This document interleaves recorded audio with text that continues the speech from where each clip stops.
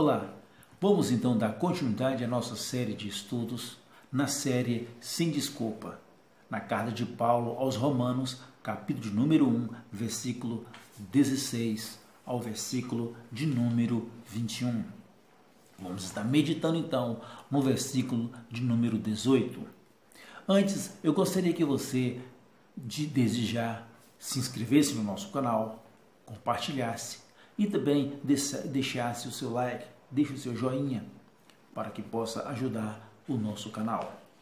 O versículo que vamos meditar é o versículo de número 18, onde diz: a ira de Deus se revela do céu contra toda impiedade e perversão dos homens que detêm a verdade pela justiça. Ninguém pode alegar inocência diante de Deus simplesmente por não conhecer a Bíblia, por não conhecer o Evangelho. O homem passa a ser alvo da ira de Deus. O apóstolo Paulo começa essa seção da sua carta mencionando a ira de Deus. Geralmente vemos a menção do amor, da misericórdia, da graça de Deus, mas dificilmente ouvimos falar da sua ira. É verdade que a ira de Deus não pode ser comparada ao mesmo sentimento humano que muitas das vezes é movido pelo ódio, inveja ou rancor. No entanto, quando Paulo fala da ira de Deus, ele se refere à justa indignação e recompensa ao homem por causa do seu pecado. Essa ira nada mais é do que uma manifestação santa e incontestável da sua justiça. Mas por que Deus está irado com o homem? Por que Deus está irado com o ser humano? Primeiro, porque o ser humano rejeitou o conhecimento de Deus. Como diz no versículo 18, Deus está irado. Então, o homem rejeitou o conhecimento de Deus. O homem chegou a esse ponto não por um acidente ou por um erro de percurso, e sim porque ele rejeitou o conhecimento de Deus. Na teologia, isso é chamado, esse testemunho ou manifestação, de revelação geral. E essa revelação é chamada de geral porque é destinada à humanidade como um todo. Então, Paulo menciona dois aspectos dessa revelação em sua argumentação, que é a criação e a consciência humana. Então, em que o homem rejeitou a Deus? Primeiro, na criação. O Salmo de número 19, versículo 3 e 4, a palavra de Deus nos fala que o homem, ele não é inocente, porque na criação o nosso Deus se revelou. Salmo 19, versículo 3 e o versículo 4. Não há linguagem, nem há palavras, e deles não se ouve nenhum som. No entanto, por toda a terra se faz ouvir a sua voz, as suas palavras, até os confins do mundo. Deus está irado com o homem, porque o homem rejeitou o conhecimento de Deus. Onde foi que o homem rejeitou o conhecimento de Deus? Na criação, nas coisas que Deus criou.